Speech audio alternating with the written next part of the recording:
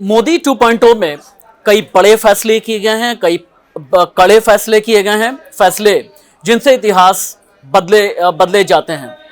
मोदी 2.0 की शुरुआत हुई साल 2019 में। सबसे पहले जम्मू कश्मीर से ऐतिहासिक धारा 370 हटाई गई और उस सपने को साकार करने की तरफ सरकार बढ़ी, जिसमें डॉक्टर श्यामा प्रसाद मुखर्जी और दीनदयाल उपाध्याय दोनों का ख्वाब था एक निशान, एक संविधान और एक ही देश में एक ही कानून चलना चाहिए, एक तिरंगा, एक निशान, एक संविधान।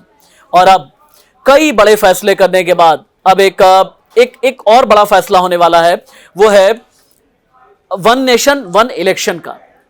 ये फैसला किन मायनों में खास है, इस फैसले को लेकर के सरकार कितनी बड़ी है, क्या किया जा रहा है, इस वीडियो में मैं आपको बताऊंगा। नमस्ते, मैं Rashid.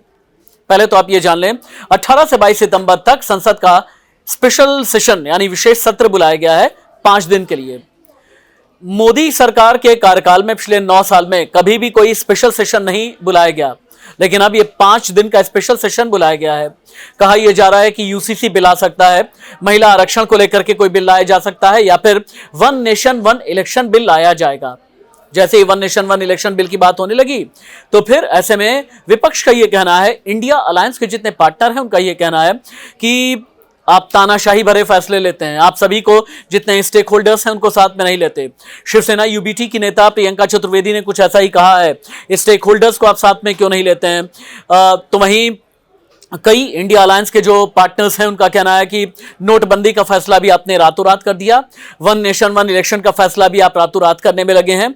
One nation one election का मतलब यह है कि हमारे देश में चूंकि 5 साल पर लोकसभा चुनाव होते हैं, अगर संसद को भंग न किया जाए तो, और अलग अलग राज्यों के विधानसभा चुनाव हर 5-5 साल पर होते हैं।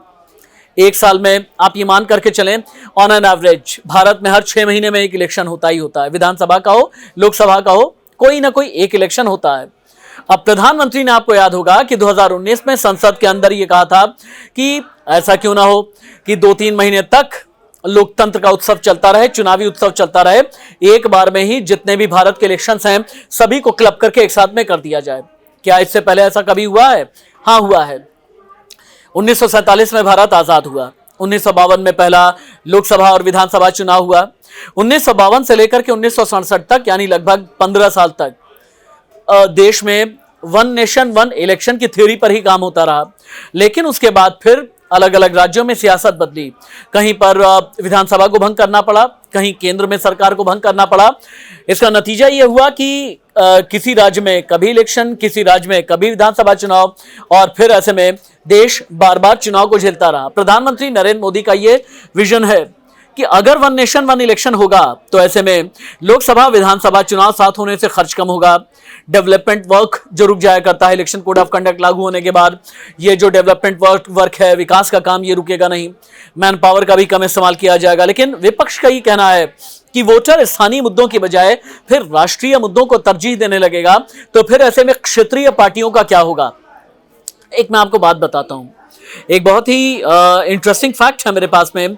1952 में जब पहला चुनाव देश में हुआ, आजाद हिंदुस्तान के आजाद होने के 5 साल के बाद में, तब जानते हैं उस जमाने में 10 करोड़ 52 लाख खर्च हुए थे। लेकिन 2014 के चुनाव में इलेक्शन में अकेले 3,870 करोड़ खर्च हुए हैं लोकसभा चुनाव में।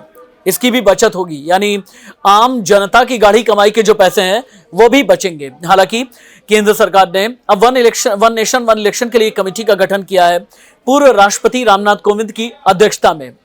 अब इसे लेकर के बीजेपी के राष्ट्रीय अध्यक्ष जेपी नड्डा ने रामनाथ कोविंद से मुलाकात भी की है। इसका मतलब यह है 18 से 22 सितंबर भारत में बड़ा होने वाला है, इंतजार कीजिए। नमस्ते।